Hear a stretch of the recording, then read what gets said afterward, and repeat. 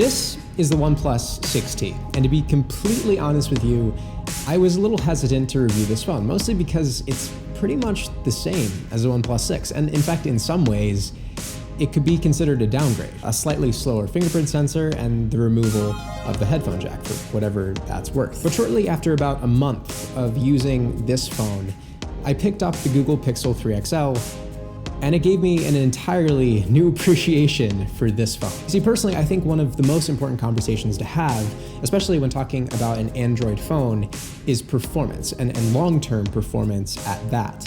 2 or 3 months down the road, whether performance keeps up or slows down. You see, unfortunately for me, after about a month and a half of using this Google Pixel 3 XL, it slowed down considerably. I mean, things like launching the camera app or taking a photo even, it's just lag after holdup after holdup, and it really gets to you. Then you go back to a phone like this, or the OnePlus 6 or the OnePlus 5T, and performance just remains untouched. It gives you a brand new appreciation for all of the work that OnePlus puts into their phones. But this is not new information. OnePlus makes fast phones. OnePlus 6, OnePlus 5T, pretty much every single OnePlus phone retains its speed for a long period of time. But let's just go through the rest of the phone real quick, because I think the performance sells this by itself. First things first, if you're a OnePlus 6 owner, don't buy this phone. And then knowing OnePlus, wait a couple more months, and you'll probably get the OnePlus 7 or whatever they're gonna call it. But back to the point, if you're a OnePlus 6 owner, going to this OnePlus 6T, besides it feeling incremental at best,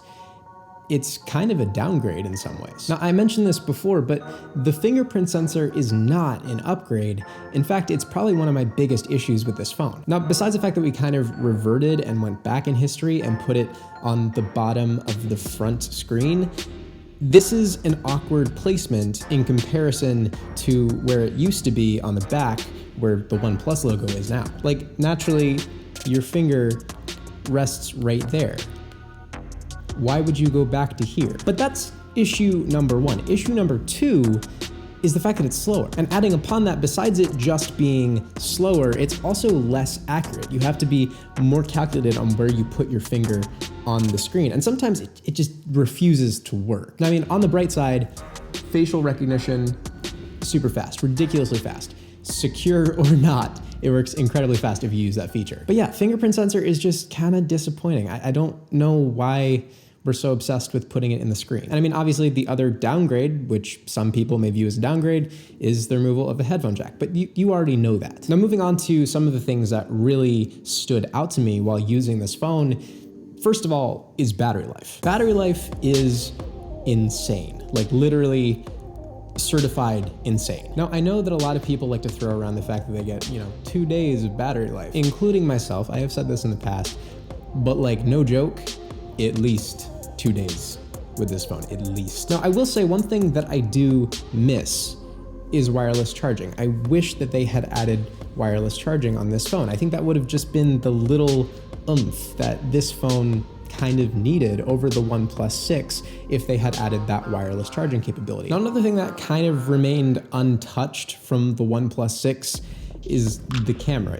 It's pretty much the same. I mean, Nightscape is kind of cool, I guess, but again, a lot of the features and a lot of the software that came along with this phone, with the camera, has also been updated for the OnePlus 6. Now, I mean, like, one side of me really appreciates the fact they're bringing a lot of these modern features to their older products, but the other part of me is like, are they just not trying to sell this phone? But yeah, camera is just okay. It's good, it's not great. Now, another couple of things that I recognized throughout my usage, one thing is with the speaker grill at the top of the phone for this thing called a phone call. Now, essentially, this hasn't happened to me before with any other phone, but I find placement to your ear is sometimes spotty. You have to be pretty exact with landing it directly on your ear, or else it gets really muffled or you just don't hear it at all. Again, this was never an issue for me with the OnePlus 6.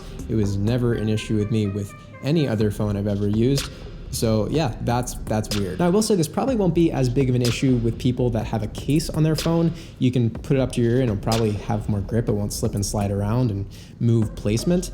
But for people that go caseless or throw a skin on their phone, it's just a weird thing that I noticed. Now, talking about skins, you should probably check out dbrand. Dbrand makes a pretty solid skin, especially this black camo. It's insanely cool. Like, it changes shade depending on the way that light hits it. It's just so cool. Like, literally, I have zoned out looking at this phone for a solid 5 minutes. But anyways, I will leave their link to all of their stuff down in the description. Now, the only other weird encounter that I experienced with this phone is sometimes Google Pay just randomly decides to freak out. And this is across the board with OnePlus 6T. I have 2 review units, actually 3 at this point, with the McLaren Edition, which I'll talk about in a little bit. But all 3 of them randomly freak out with Google Pay. And this is not an issue that I've had with the OnePlus 6 or any Android phone. It's a weird thing that I honestly can't explain. But yeah, I mean, that's the OnePlus 6T. It's basically the same as the OnePlus 6, just slightly better in certain areas.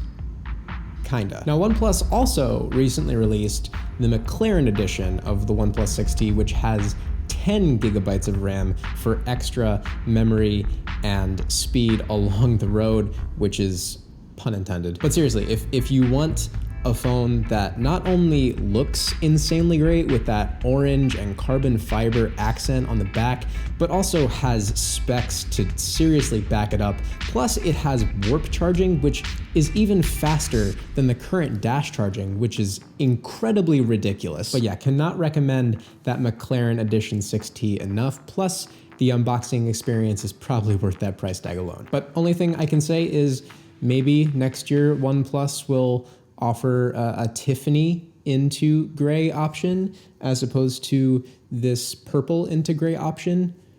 Just saying. Super solid purchase for anyone that is not a current OnePlus 6 owner.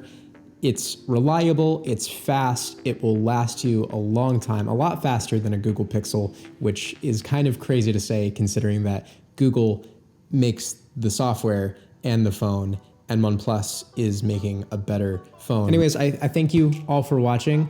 I hope you enjoyed this video. Either way, I hope you stay tuned for 2019. I have a lot of really interesting, really exciting things coming, and I hope you'll join in for the ride. Thank you again for watching. Bye.